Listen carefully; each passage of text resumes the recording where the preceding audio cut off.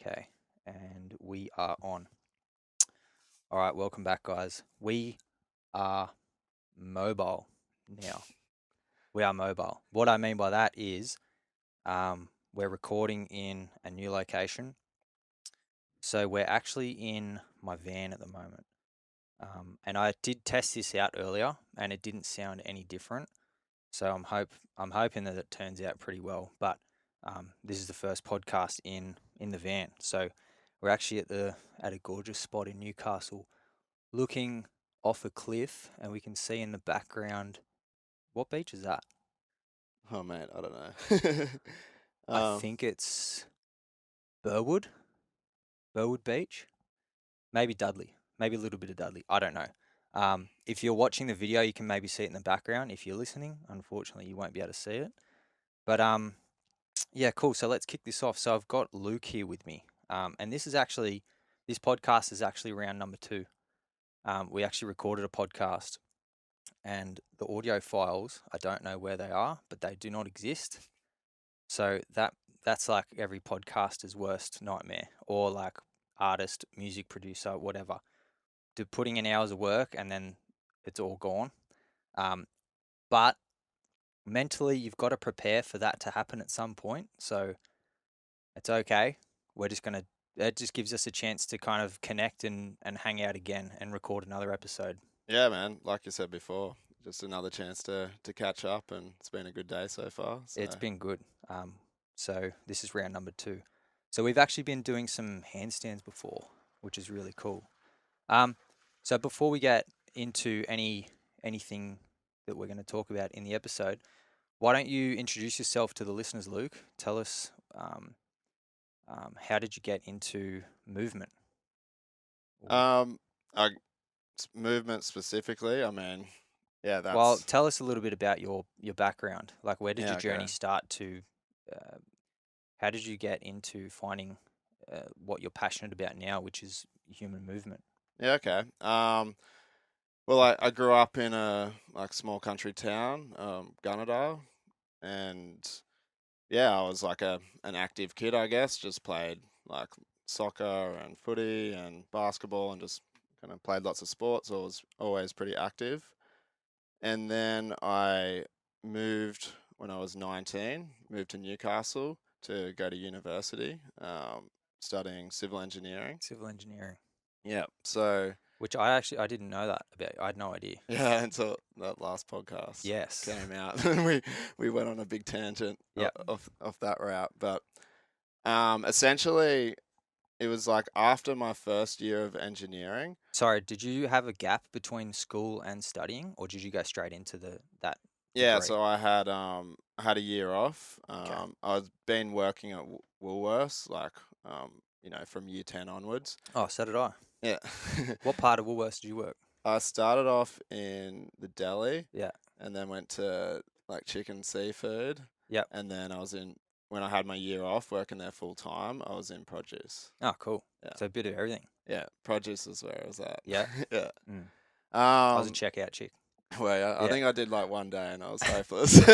I liked it, to be honest, because the shifts went quicker because Yeah. you just talk to people, and I'm like a very I guess I'm like a very social person. Yeah. I grew up in like a smallish town as well, like about an hour northwest of Sydney. Yeah, okay. Um, and so everyone who came into Woolworths, I knew everyone. Yeah. So it was kind of like, You know everyone's faces. You're yeah, like, in a oh, small this is town. this is the lady that gets the rasher of bacon, and this is Yeah, yeah. yeah. So yeah, cool. So go back forward to Yep. So I civil moved to engineering. Newcastle, studied civil engineering, and yeah, it was after my first year, I had a back injury. So I'd had some previous kind of things, through school and stuff, but Mm. this was kind of an incident that I had, which when I came back to Newcastle, like I was going to physios and chiropractors, Is and this in your first year of uni? it You said. was at the end of my first year, like in the uni break. Yep. Um, so yeah, when I came back, I was trying to fix this back problem. So I was just going to all these different practitioners, and it just wasn't getting any better. So yeah, it kind of turned into a bit of a like chronic pain situation where for like the next 2 years I was just in chronic back Fuck, for pain. that long. Yeah, and so I was just pumping painkillers, like pretty pretty strong painkillers, and you know, it was my studies were quite difficult because I was doing a lot of sitting down and to study. So I was at a point where I just couldn't sit or get comfortable in any position. That actually, that might be something that I want to dive into a little bit later in the podcast about actually getting prescribed painkillers um, as an option. Yeah, I want to know your thoughts on that. A little bit later, we'll get into that. yeah, and this is the thing. I would put myself like I was reliant on them. I was having like Panadeine Fort, Tramadol, Endone, like heavy kind of stuff. I've had And endones. yeah, They're I know. strong. But you get to a point like I was having so many of them that Build you'd up be a able to build tolerance. a tolerance, and Mm, but it wasn't helping the situation in the yeah, long term. just a band-aid fix. But I was going to different physios and chiropractors, and I was following what they were doing, but nothing was kind of working out for me. And I got to this point where I felt completely helpless, like because I'd tried these solutions, I got so desperate I even went to a surgeon, which I did not want to get back surgery. Nah. And thankfully, he thought I didn't need surgery, so Oh, that's good. that was awesome. Um, but yeah, I was just in this spiral, and just completely like for an active person, like I wasn't going to the gym, I wasn't doing anything. I was doing the physio exercises, and I was trying to swim and do as much as I could, but I just nothing was working, and Do you know what the cause from this was? um Was it just like sitting and studying, or that you're not sure? I am, but that could dive into a bit of a rabbit A rabbit hole. hole. Lots of different factors when you Yeah. start Okay. talking about pain, and especially when like so there was an acute injury, but when it turns into chronic pain, um, there's so much of it involved that's mental, and it turned out that when I started doing the things that were starting to help me, breaking through those mental barriers was really what kind of Oh, okay. cured me, I Yeah. would say. So yeah, I got to this kind of desperation point where I'm like, I've just got to do this on my own. And so I took some time off study, or at least reduced my study right down because I knew it was really aggravating. This was midway through civil engineering. Yeah, so this I was up to about I think I'd done I'd about 3 years now. Mm. So after my third year, I'm like, okay, I'm going to take 2 years to do my last year Yep. so I can Yep. space it out. But I'm just like, basically, just like set myself the goal of I'm just going to, this is putting all my energy into fixing this back issue. And one of my mates who's a PT, he wrote me this gym program. And, at this time, I weighed like 57 kilos. Like I was just made of What's your nothing. height? um, like 175. Yeah. I think it's the same as me. About 5'10". Yeah. So I'd say like now I weigh like 70 kilos. Yeah. So which I feel is pretty natural for me. So I was pretty pretty lean and just weak, and I guess yeah, the exercises that I was getting at physio and stuff. I mean, just a little bit of rubber band, and you know they were spending more time just putting heat packs on my back, and that's a pretty bad sign if you go to a physio and they put a heat pack on your back. Yeah. But I didn't know any better at the time. Yeah. So I got to the point where I'm like, I just got to fix myself. Yep. So I bought myself a barbell.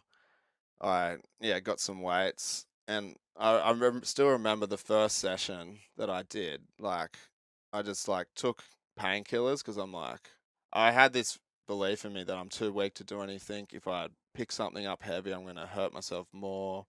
Um, and Is that was that something that the experts that you seeked out had said? Like, had they told identified you it. to not lift weights or anything to avoid that stuff? Is that why you kind Some of had believe that? said that, yeah, Yeah, and it put this belief in me that, yeah, to lift something was going to be bad for my back. And I remember, yes, talking to one of them mentioning it, and he's like, told me not to do that. yeah, And I think too much focus on these passive treatments mm, where I was going to them and they were doing something to me instead of them teaching me what I could do to overcome it. So that was kind of the distinction, which I learnt for myself. But yeah, I started just lifting these weights, and I just still remember this like adrenaline going through me as I'm like, you know, doing like some bent over rows or like doing some presses, and I started to feel like just really strong. And at that stage, I was probably just doing the bar or something, like a light bar or something. And that was just like a turning point, like where I thought, no, I'm bigger than this injury. Because before that, I'm thinking, this is with me for the rest of my life. yeah. Like Wow, that's I heavy. felt, yeah, like helpless, like I Yep. said. So yeah, I went in over the course of 6 months. I went from weighing like 57 kilos to like 77 kilos. Wow. So Was I was was that all muscle? definitely No. not. I Yeah, was just pumping. I was just pumping so much food. Like yeah, I was on like shakes and like all yeah, these like I got into the whole learning about bodybuilding mm, and like just pumping all these mega shakes yeah. and Cool. all this other stuff. I'll tell you another time. It was pretty Yeah. funny. No, I've been through a similar kind of phase, and I think everyone needs to go through that anyway. Yeah, I think we are a similar build. yeah, I'm about the same height as you, about the same weight as well. I'm sitting at about 70 kilos now. yeah, And so naturally I'm a smaller build. So my journey into training was always focused more on, well, to start with anyway, building muscle and gaining weight rather than losing weight.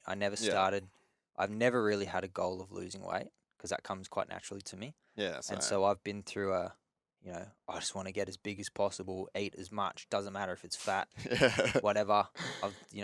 Just get as big and heavy as possible. yeah, But I think you got to go through that to experience it to realize, okay, there's better ways to do things. yeah. The only thing I was looking at was calories. I'm Mm, just like put in a calculator at the weight I want it to be. I put in like 80 yeah, kilos, and it said you need like say 3,500 calories or whatever it was. And I'm just like, okay, how do I get those calories? And I'm just like pumping custard and just eating the dirtiest stuff in the that world. sounds like an absolute dream to a lot of people listening, probably. No, I was like in these food comas and just like, huddled up in bed from eating too much. But Yes. but anyway, my goal was just to put on size and muscle Mm, so that I would have the strength and stuff. And I think more than anything, it just gave me this confidence that I'm strong, I can do it. And at the end of that 6 months, I was a different person. Like I would say, like I'm healed of back pain. Not to say that, you don't have the same, it's to have back pain is human. Like everyone has niggles and mm, here and there, but I knew that no, this is, I'm not going to be in this situation again where um, I feel like this is going to control my whole life. yeah, cool. So at this point, you've made a significant turnaround, and this is towards the end of your civil engineering degree? Yep. So, yeah, so that was kind of must have been like the end of my third year and then into my fourth year. So I finished engineering, but that was the first kind of, I was diving like into learning about the body, learning about training. Like I'd been to the gym before and stuff like that, but I was just doing spin classes and pump classes and just machine weights, like no idea what I'm doing. But that was really learning about, sets and reps Mm, and um, doing more traditional bodybuilding type stuff. But yeah, I was starting to learn how the body worked, yeah, and that really just ignited something inside of me. So from then, I finished engineering and then just started practicing as an engineer. and just in the background was still just fascinated by the body. Like, my wife's a anatomy teacher, so you know, we just have these conversations about anatomy, and I'd be learning about this, and I'd be like, "Tell me about this muscle and whatever," and Yeah. she'd. So I was just like loving it, and I was like, starting to train like family members and friends and stuff, like just do like little PT sessions with them and write them programs and like, because I was just, loving it. Just enjoying that. Yeah, and I was always wanting to learn more and try different things, and so I was like kind of delving into different types of training and like doing CrossFit style type stuff, or yeah, when I was playing rugby at the time, I was, you know, trying to put my focus towards things that was going to make that better. Mm. And um, yeah, so kind of just went on that journey. And then I got introduced to some more body weight type gymnastics type movements. Like calisthenics. Yeah, so I bought like some P bars and a set of What's a rings. P-bar? I don't know what that is. Parallel Oh, bars, yep. but like those wooden ones that are just on the Yep. floor. You can just move them. They're only like, you Yeah. know, 30 centimeters off the ground. Yeah, exactly. Yep. Um, so I bought some program off the internet, and so I was just at home and yeah, just getting into that kind of stuff. And I wasn't going to the gym at that stage. It was just all this body weight movements with the calisthenics type stuff, and that really opened up another world as well because I was really starting to learn like how my body, you know, how like positioning my body in different ways and how you can change things with levers and making things harder and easier by the way that you're positioning your body, and about like joint stacking and like Hmm. all these interesting things, because to get on the rings you've really got to have everything, make the movement as efficient as possible, Yep. um, and to do that you're just learning so much about your body. Did you ever do any gymnastics when you were younger? No, my sister was my older sister was a gymnast, and she used to win all the gym comps and Oh, stuff like nice. that. And in Gunnedah, they actually have a really good gym setup. So Do I they? used to go like away to all these gym weekends and watch her do her floor Yep. routines and Oh, um all this kind of stuff. And she was actually went to the AIS when she was young and stuff, but had some foot injuries, so kind of ended that. right. But no, I never did anything like that. Yep. I Um, think it's pretty.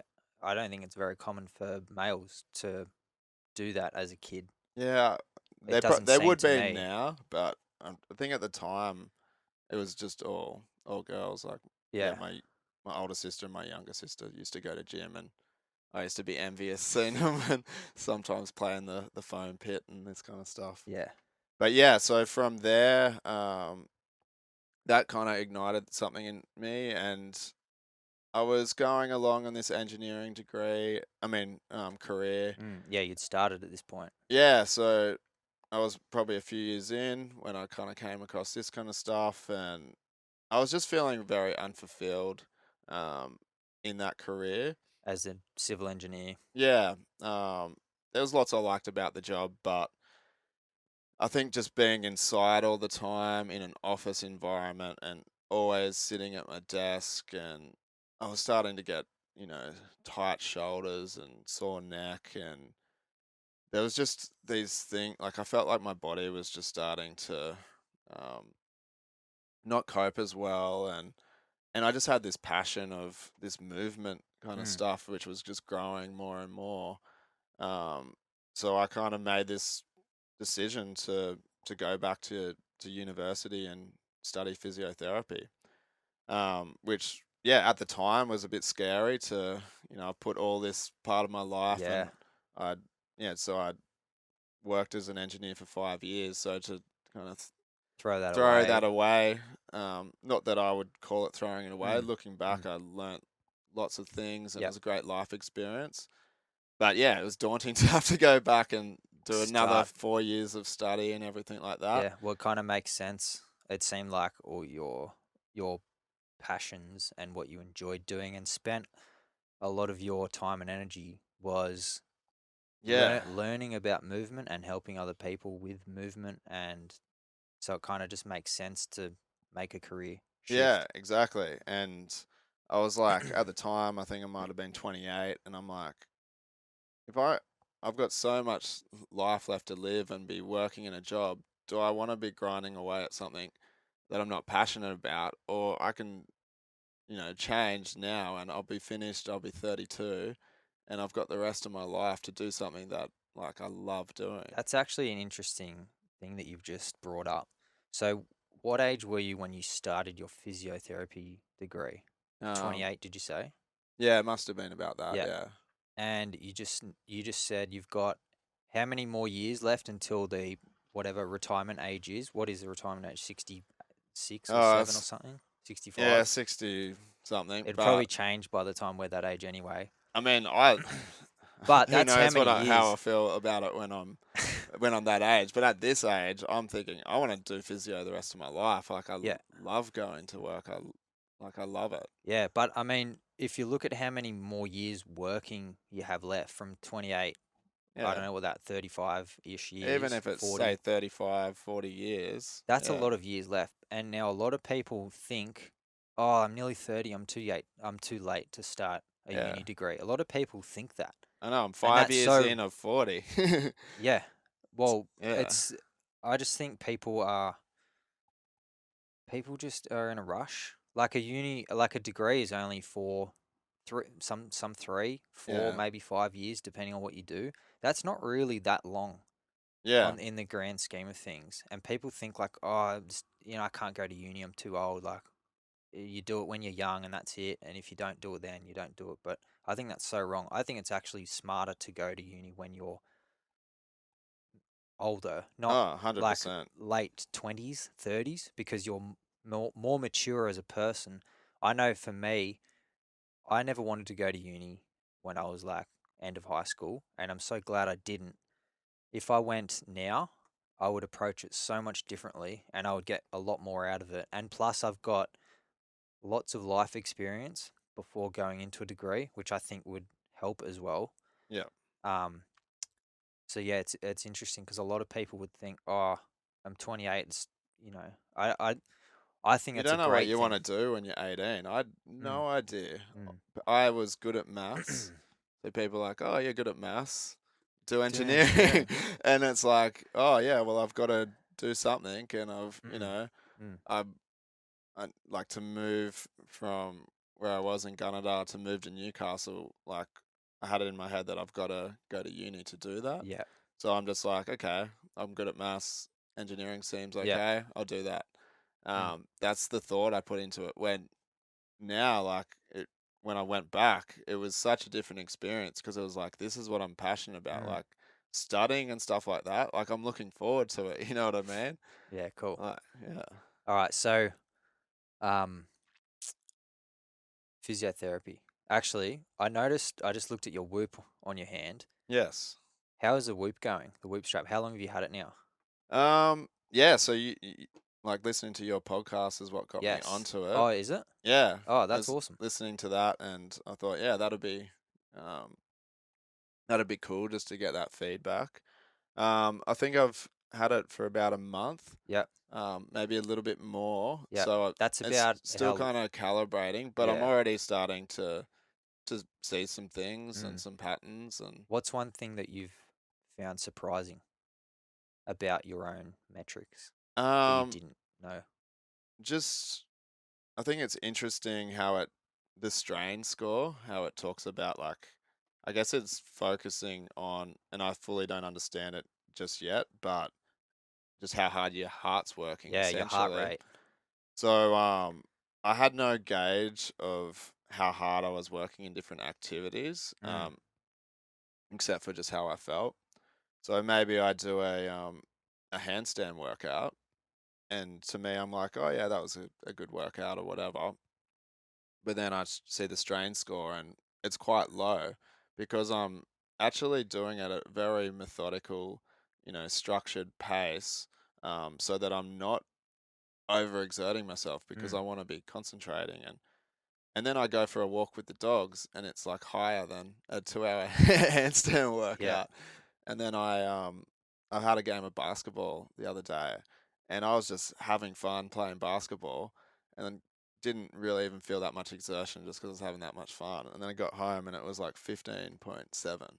Mm. So it's just interesting to learn, how hard your heart's working through these different things. Yeah. And I find just checking the sleep, and the sleep's a good indicator of, yeah, just how much rest you're getting. And Mm. you intuitively know when you're not getting enough sleep, but it's good just having that data saying, look, you got to get to bed earlier. What are you Yes. doing? Or there's like you can wake up and think, oh yeah, I think I slept pretty well. If you didn't, you can't escape the actual data. If it shows you slept poorly, or if it shows that you didn't actually fall asleep till this time, there's no escaping that. You Yeah, can't just lie to yourself and be like, oh yeah, I think I went to bed at 9 o'clock. If you didn't really, you might have been in bed and been awake on your phone for half an hour. yeah, I hope no one does that. That's the worst thing you can do. But the next day you can tell yourself, oh yeah, I was in bed at 9 o'clock. I slept awesome. But if you actually didn't go to sleep till 10, it actually shows you and you can't escape it, yeah, exactly. which is good. And yeah, the fact that you fill out The journal. the journal each Yeah. day. So again, I'm really looking forward to like 6 months time when there's a lot of data there, so it can tell me like, okay, yeah, having caffeine affects you in this way, having alcohol affects you in this way, when you have a cold shower, it affects you this way. Like to Yes. kind of see that, I think it's way too early Yeah. Yeah. to I'm tell that. I'm just starting to I'm just starting to see things now about the journal. So I didn't cover the journal too much in the episode that I did with Russ, explaining the Whoop, but because I've been using it since November or December, so about 9 months of Yeah, use, and now it's got like 9 months of data. And uh, just for the listeners, how the journal works is you wake up in the morning and you check your Whoop, and then you enter in the journal. You tick what you did do and what you didn't do, so you can set up the journal based off what things you want to track. And you can say, did I use sauna yesterday? Yes or no. Did I eat food close to bedtime? Yes or no. Did I have caffeine? There's so many things you can enter, like, did I do stretching? Did I do cold exposure? Did I take a ZMA supplement or magnesium? All these things. And every time you say yes or no to that, that calculates that. And after like 50 answers of yes or no, it knows, and it actually prompts you and tells you um, whenever you tick yes to doing, say, sauna, your recovery increases by this percent. So it actually shows you what's working, and so yes. that's really good. It reaffirms your good habits Yeah. and tells you your bad habits. And we we all know what our bad habits are. We all know what our good habits are. But getting it in data, you just can't escape it, like you Mm. said. So So I'm actually going to do a follow-up episode soon based off what my Whoop is telling me works for my sleep and what doesn't work. So that'll be coming out shortly. That'll be a solo episode, which I'm pretty keen to do. Um, yeah, while we're on habits, why don't we talk about habits? I did a episode recently on habits and tracking habits. Um, you use an app to track habits, is that correct? yeah, I started using this app, a few months ago. Yeah. What is that? Is that Grow? It was just called Habit. Habit. That's with an iPhone, yeah. Yeah. Um, yeah, so I just key things that are important to me or What are you that currently tracking? um good question. You need to check Um your phone. I was thinking about it. I think it's in Uh, the front. basically, I'm just ticking, yeah, doing meditation. Yeah. You have Uh, like a certain number of goal each week, or you just track no, whatever. I'm just tracking it to see like, so I can look back and go, just how Like, often. oh, how did I feel this week? I kind of felt a bit off. What Yeah, did I do and what didn't I do? Is that how yeah, you kind of use it? That's yeah. good. That's good. So yeah, I'm trying to not be too strict with it or anything like that. But yeah, I'm tracking meditation, um, movement. Um, I'm tracking. Hmm, That's a good question. Can't remember. That's all right. We'll come back to it later. I might add it in the show notes what you're tracking. Let's go It's like I had a big long list, and because I was doing it very consistently and very yeah, but I think I just recently just like deleted like half the list because it's I too think much. yeah, it was just too many things, and I was doing a lots of them anyway, so that's why I'm struggling to remember what's actually on there Yeah, now, okay. because literally in the last week I went through and deleted Yeah. half of I think them. that's good because if you there gets a point where you're tracking too much and trying to control too much. And Uh, if you're trying to track too much stuff, if it's too much and you're not able to hit a lot of that, you kind of disappoint yourself if you're not hitting all of it. and that's And the how I more felt, stuff you're yeah. putting in, the less likely you are to hit all of that stuff. Yeah, because I had like 12 things going, Yeah.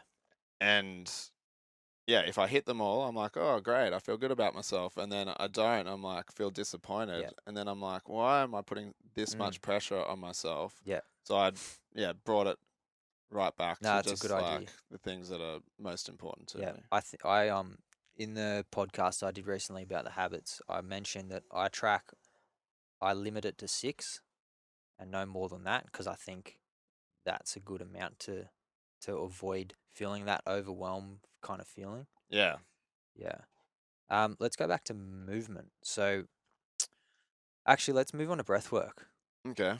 Um, so last time when we recorded the first take of this Yeah. podcast, we did some breath work beforehand. So before we get into what that type of breath work was, I want to just get a little bit of a background on your journey of discovering breath work and your kind of experience and um, what you've kind of tried. Yeah. So yeah, I guess the first time I kind of um, yeah came across breath work was when I started my physio degree. Yeah, Um, as part of our physio degree, we actually yeah do like cardiopulmonary studies. This is like a third of the degree. Not many people realize that. They kind of think it's oh, all just yeah, musculoskeletal.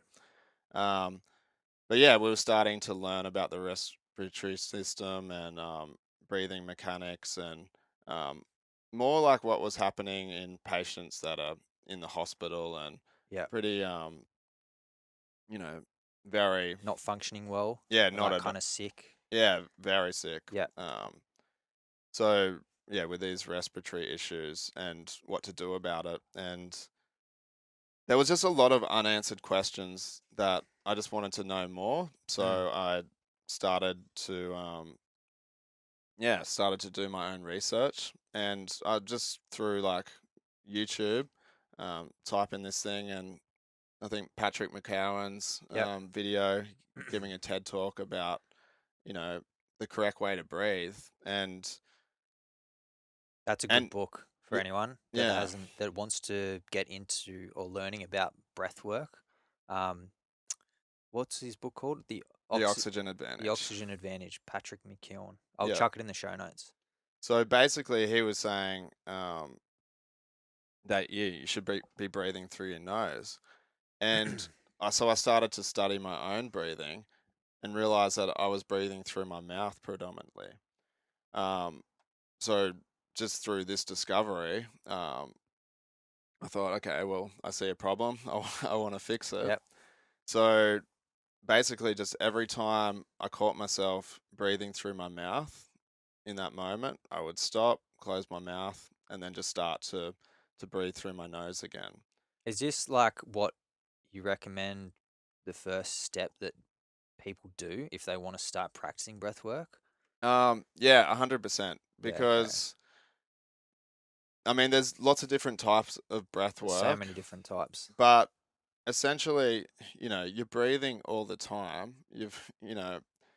So that if you can take more, create more awareness of your breath in your day-to-day life, then you're going to be able to affect your physiology moment to moment instead of just doing it when you're doing a breath work session. Mm, So it became profound for me, just this watching my breath and trying to change from breathing through my mouth to breathing through my nose, because I started to like have a lot more just awareness of, my own body and the effect that breathing through my mouth versus breathing through my nose was having on, yeah, my thoughts, emotions, my health. Like, I was starting to sleep better as I was starting to breathe through my nose more. I felt like I had more energy. I I started to learn that in situations where I was feeling anxious or I was feeling angry or just any of these like high stressful emotions, I would notice my breathing, and I was either one, breathing through my mouth, or two, I was breathing this upper chest breathing, holding lots of tension through the shoulders and through the neck, and just taking these short gasps of air, shallow breathing. And I started to, yeah, notice that's how I was breathing when I was stressed. Mm. And then when I was relaxed, I was, yeah, I was breathing deeper into my belly. I didn't have the tension through my chest, didn't have the tension through my neck. So I started to, yeah, just see this by just simply becoming aware Becoming of aware of what it. was happening Hmm. without me even realizing. You know what's interesting? Yeah, When you mentioned when you become stressed or anxious or something like that, and your breath started to change, you started to breathe through your mouth and stuff. Those emotions are bringing you away from being present. You're being stressed or anxious about things that have happened in the past or are going to happen in the future, and then actually noticing your breath, that brings you back to being present. yeah. So that's something that's interesting, which we'll talk a little bit about meditation after breath work and stuff. But I y- just wanted to And mention that. this type of just simply breath watching is a form of meditation. Yeah, And this, it kind of coincided at the same time when I was learning meditation as well. But yeah, just by following, just watching your breath without trying to change it or anything, you can just start to learn more about yourself. So I was learning, yeah, more about myself just by watching my breath and how instantly. it was Yeah. changing in different Oh, situations. yeah. Once you know that, then you can start to, okay, well, I can control my breath. So so if I'm in a stressful situation and I feel myself breathing deep into my chest, and I've got tension through my neck and my shoulders, and I'm taking these gasps and I'm breathing really fast, well, and then in that moment I have the ability to be able to close my mouth, relax through my shoulders, through my chest, bring the breath down into the belly, slow my breathing down, and the physiology in my body will just change. I'll be more into the parasympathetic nervous Yeah. system. Can you explain that a little bit? Like how we can use the breath to change either speeding up the breath or slowing down the breath, and what actually changes in the body, like you're Yeah. about to explain. Yeah, so like the breath is linked, with your heartbeat. So as you breathe in, your heart speeds up. As you breathe out or hold your breath, your heart slows down. So everyone knows the feeling of when your heart's racing a million miles an hour, most probably you're breathing a lot faster Yeah. than you would be as well. So this is this everyone's heard of the stress response or the fight or flight response. Yep. So this is, you're getting this response, yeah, the speeding up of your heart rate, the speeding up of your breath, so that you can, fight or flight. Like, Respond. yeah, exactly. So it's a great response to have. You need both. Mm. You want to have this sympathetic response in certain situations. But if you're sitting at your desk, um, checking emails or talking to a customer or something like that, you don't want to be in this fight or flight response. Nope. But if you're breathing in a way that is putting your body into this fight or flight response, then your perception of everything is going to be a stress or a threat. So if on the converse is the parasympathetic nervous system, and this is the rest and digest system. So this is when you're relaxing, when you're sleeping, when you're talking with family or friends that you feel comfortable and feel safe with.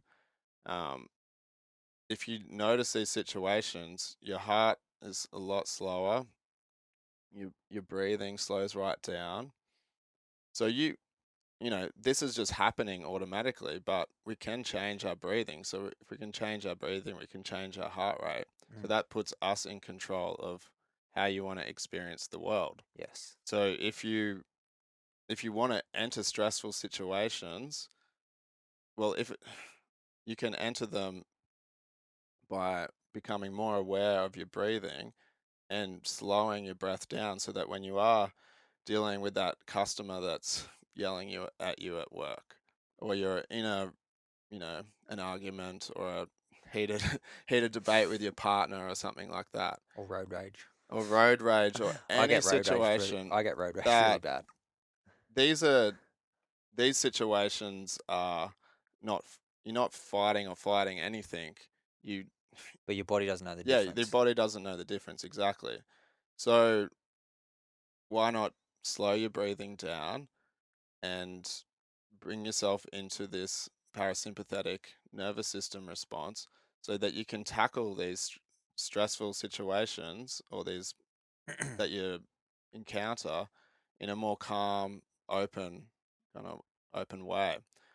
And you're only ever going to be able to harness this potential is if you're aware of your breathing in the first place. So that's why I always think it's the first place to start is to get awareness of what are you currently doing. You mightn't have any problems. You mightn't need breath work if you're already breathing in a calm, you know, way. Mm. But I discovered from watching my own breathing that I was breathing and putting myself into a stress response when I didn't need to be. Yeah, okay. So Yeah. what's the proper way we are supposed to breathe? Is it more chest or um more lower?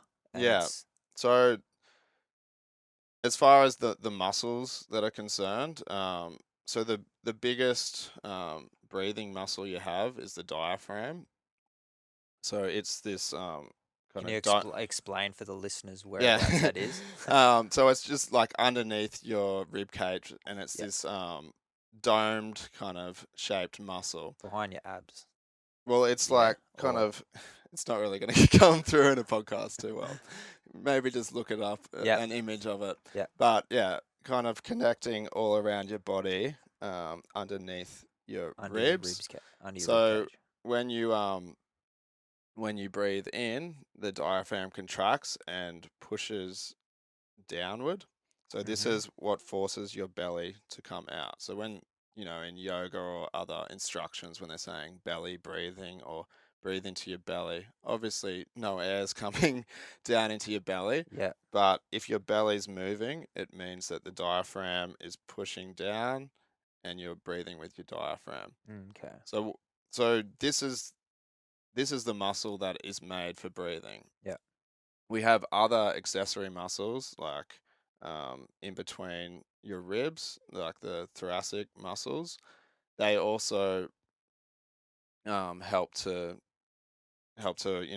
expand the Around your lungs as lungs and well. stuff. Yeah. But when you're breathing like this, they're better for like a forced breath in. Say you're going for a run or you're doing intense exercise, this and taking real big deep breaths in, then you're engaging these Oh, muscles. okay. But if you're again, we'll come back to sitting at the desk, checking your emails, and you're breathing with your thoracic muscles or your upper chest or, getting your scalenes or your neck muscles involved in breathing, you're putting way too much way too much effort in than what's required. Yeah. And you're holding more and more tension in the body. So it's more about relaxing through all these muscles that don't need to be working. So a relaxed inhale, it'll just be the diaphragm. Um, an active inhale, which you might use when you're running or doing some more intense exercise, then that will start to use some of these accessory breathing muscles.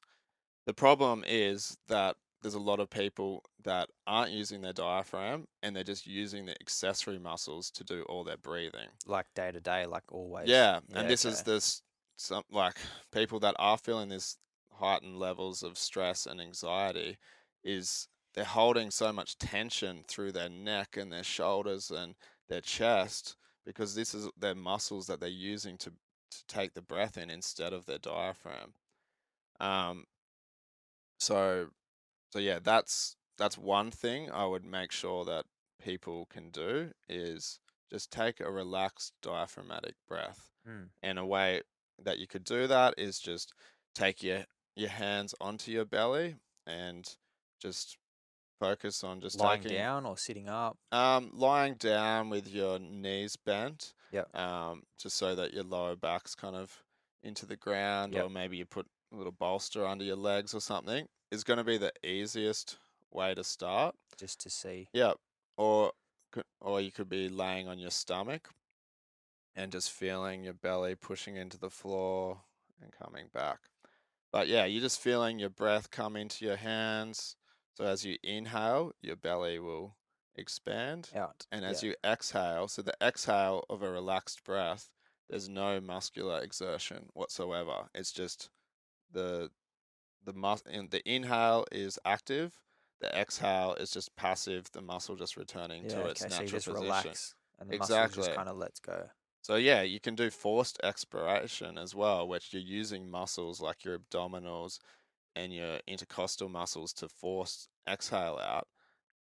And some people are breathing like this all the time. So they're using so much energy to breathe. Mm. Like it's a big it's you're doing taking so many breaths a day that it's a big tax on the body if Yep. you're If you're doing it inefficiently. exactly. So like any movement, um, just spending some time working on the mechanics of that movement um, yeah, will bring down the energy cost.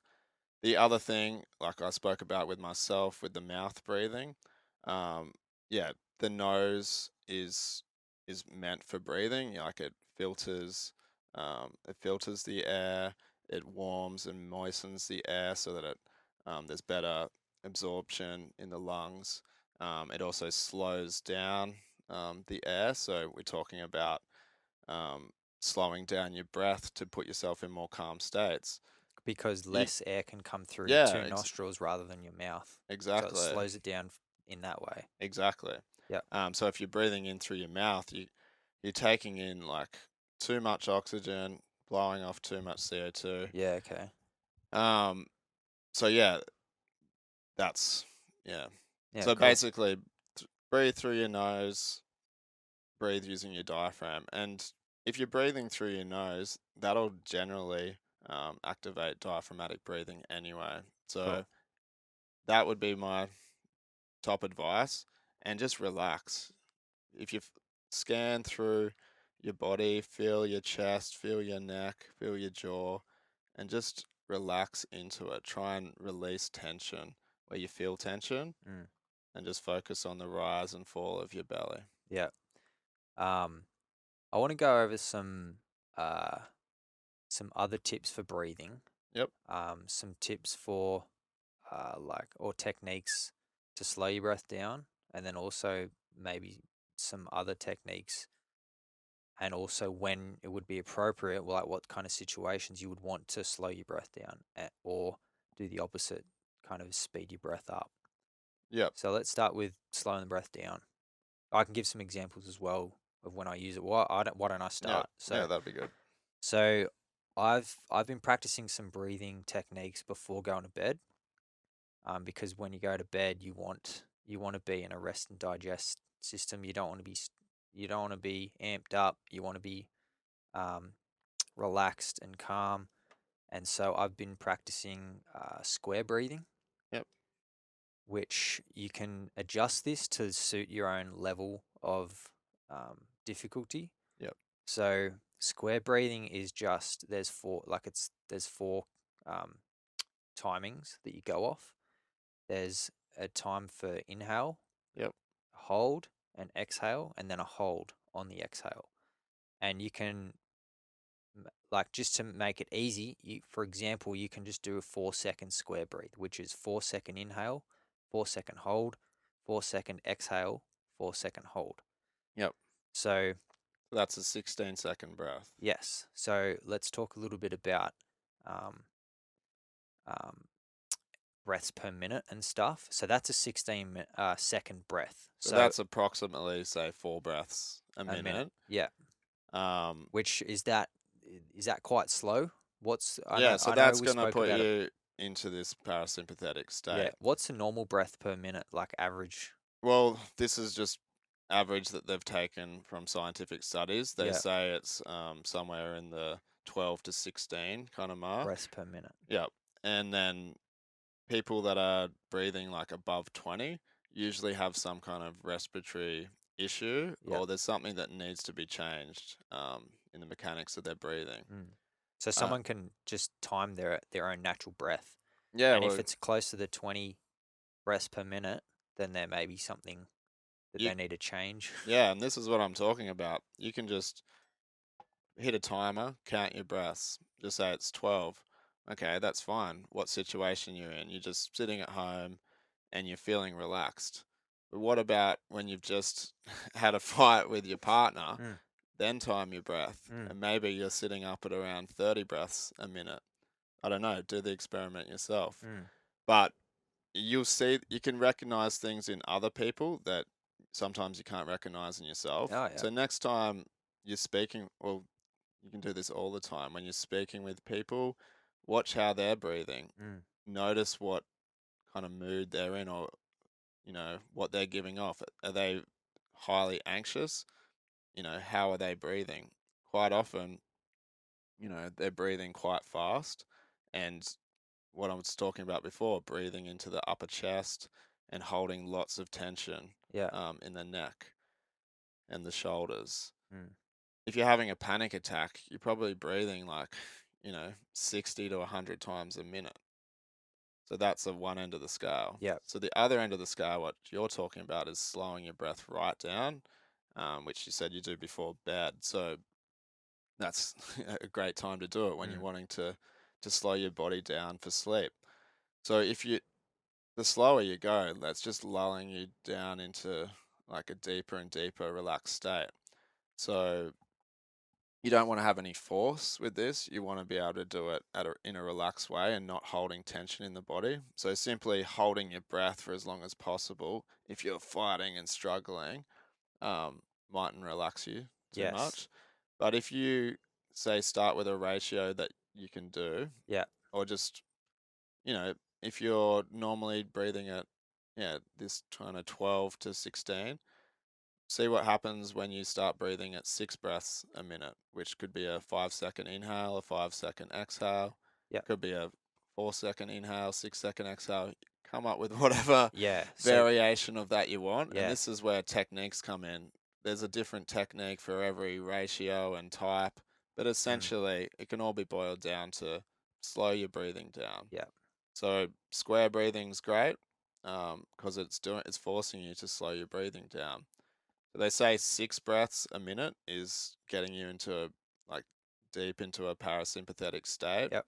Um, super, healthy for the body, breathing at this kind of rate. So if you become more aware of your breathing, you can do this not just when you're sitting down in the morning or in a meditation. You can do this when you're having a conversation with someone, Yeah. just in the background. It's not taking attention away from the person that's talking to you.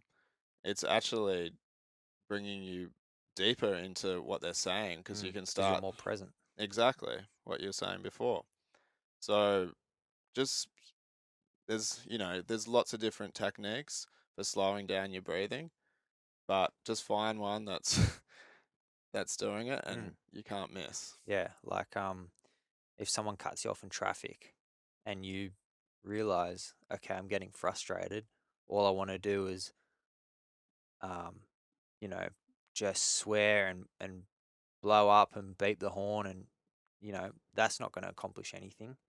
When you realize, okay, this is getting me frustrated, I just got to calm down. I just got to take a few deep breaths, which everyone's heard that before. Yeah. When something happens, everyone says just take a deep breath and figure it out. Like that's why that is said, Yeah. because if you take deep breaths, you're slowing your breath down.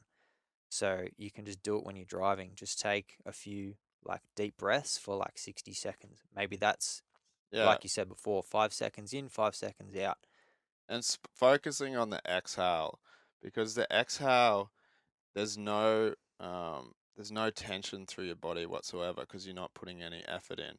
So like I was saying before, you breathe in, Mm, your muscles are working, like your diaphragm's working, your heart's speeding up. But on the exhale, this is when your heart's slowing down and you're just letting the diaphragm passively just return to its normal position. So if you're blowing up over traffic, take one breath in and then a slow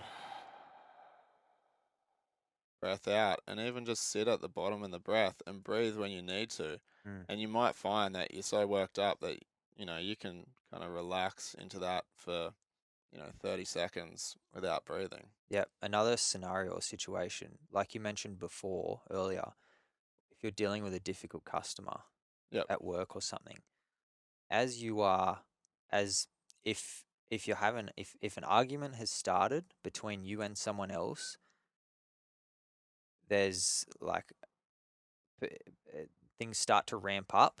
Yeah. And as you're noticing this argument is starting, as you're listening to them explain whatever they are saying, you're not talking, you're listening. So that's the perfect time to start slowing down your breath. As you're listening to them, start breathing deeply. And that's not like, that's still being present and still listening to them, but then that's making your ability to respond to whatever they're Yeah. saying a lot better, and you're going to make a much better decision in the next 10, 15 seconds 100%. when you're just in the moment like that. Because if you're buying into it and you're, yeah, breathing fast and kind of matching their breath and getting all Mm, absorbed in the anger, then you're going to be in that sympathetic nervous system fight or flight mm, response, and you're just going to, treat them as a threat and just back at them, yeah, and it's just going to turn into this back and forth. But if you can just, as they're talking, like you said, yeah, start to count your breathing, slow it down, um, mm, then your response is going to be from the parasympathetic mm. nervous system, and you're going to be, um, yeah, you're going to be relaxed, and you're going to be more open and, accepting of their point of view, whether whether you agree with it or not. You're at least going to let You can them make a, kind of yeah, create space for them to have their episode, and not buy into that's a it. good way to put it. Yeah. Let's flip it to the other end now of speeding the breath up. There's a few different techniques around controlling your breath in a more forceful kind of speeding up way. Um, I want to talk a little bit about maybe the Wim Hof method, Yep. or maybe any others, and why you would do this or when you would do this. But also just add any of your thoughts before we dive into it on Wim Hof method breathing, because it's become quite popular. Yep. A lot of people have heard of it. So before we dive into it, is there anything you want to add before we dive into it? No, like I practiced the Wim Hof Yep. method, and it was one of my introductions into breathwork as well because it was gaining this popularity. Yep. It was my Uh, first introduction as well. yeah, I did a guided workshop, I guess, yeah, with the Wim Hof method, which I might add, the Wim Hof method is not just the breathing, it's cold exposure, the breath work, and and mindset. mindset. Yeah, So it's the Wim Hof method is all three, mm, but you can just do the breathing part of the Wim Hof method, which breathing is, no one invented breathing. Breathing is actually like we do it naturally. So Wim Hof method breathing is just breathing. It's just a technique that is kind of Yeah. labeled. But it's like any technique. There's a ton of different yogic techniques and other techniques that, from different disciplines. Mm.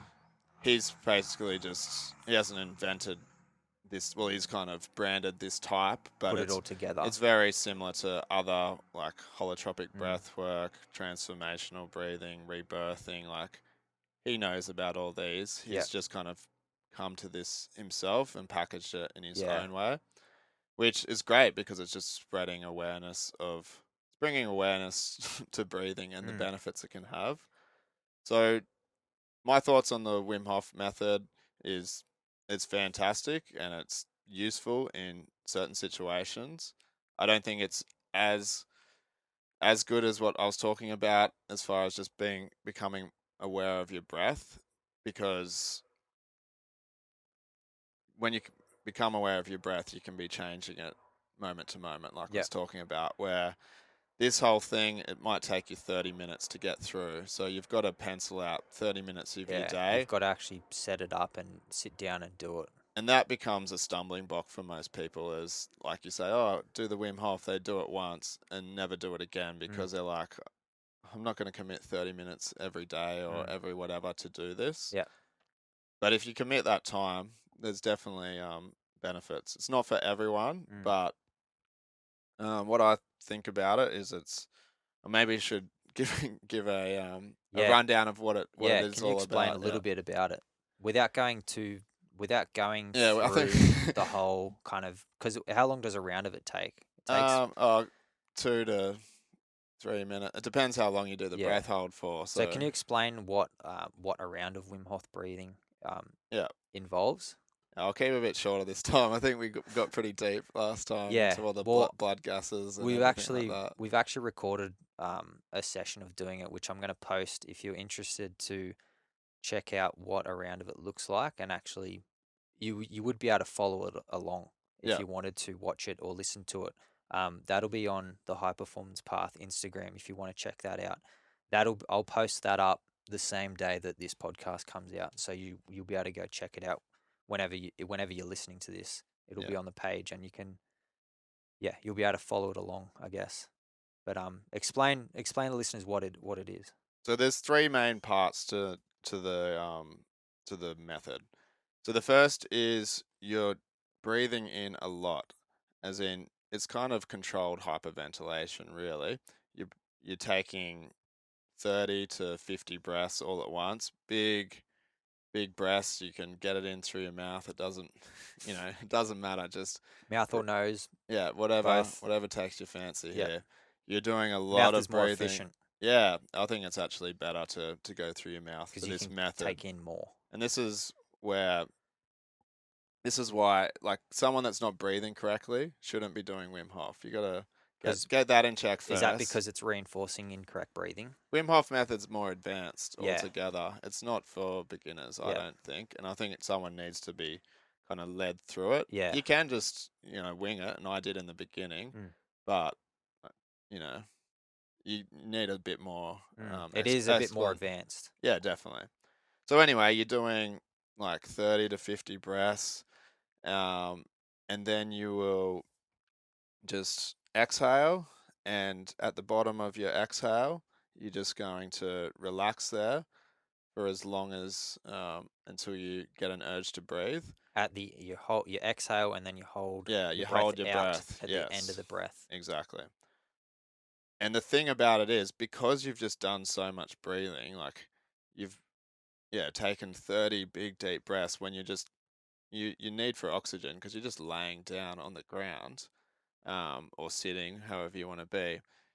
You don't have this big demand for oxygen, but you're taking in a ton of it, and blowing off heaps of CO2, so that when you um, lay there or sit there on the exhale, holding your breath, you can hold your breath for a lot longer than you would Mm, be able to without doing these deep breaths.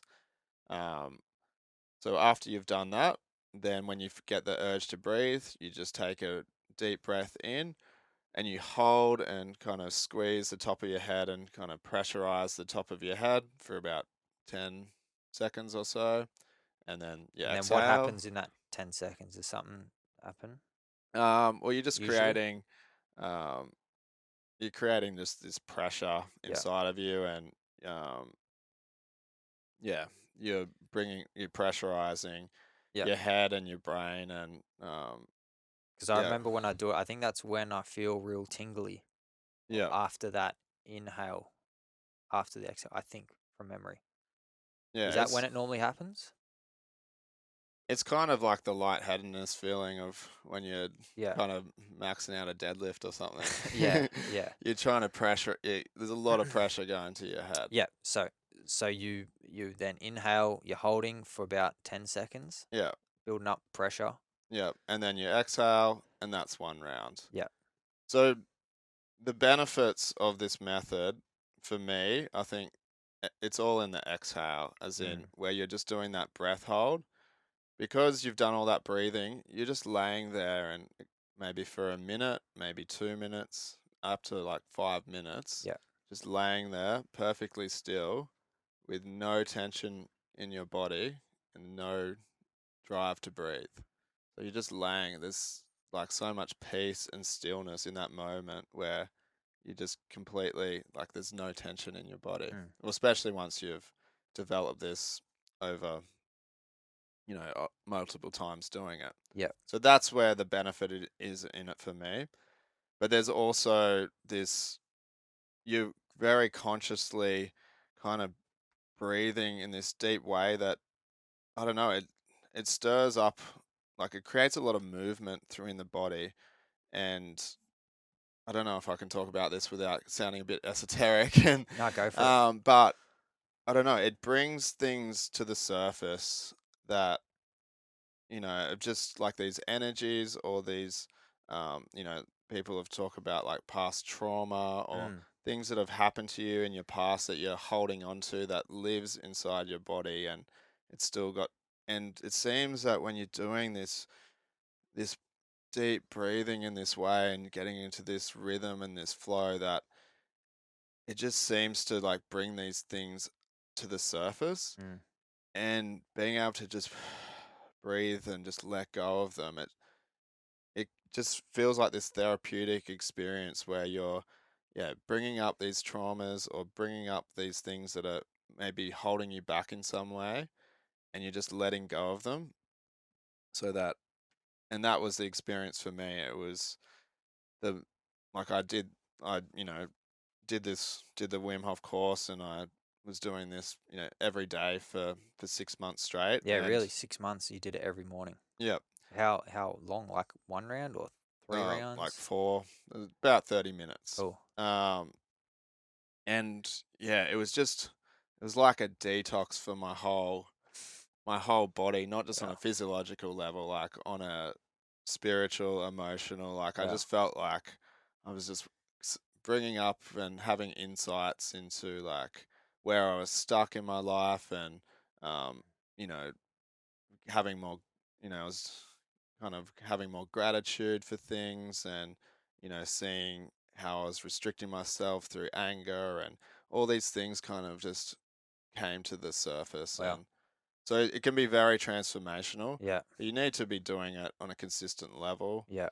and which a lot of people don't have the time for. Yeah. And yeah, I think you need a little bit of instruction. And guidance. Yeah, like you can, do the course if you got a little bit of money to spend. Look up YouTube, watch some stuff, or go to a workshop's probably going to be your Mm. best bet, Yeah. is to get the whole experience. But what it does do as well is, and I think this is why it's blown up so much and everyone's talking about it, is because no one's really thinking about breathing ever.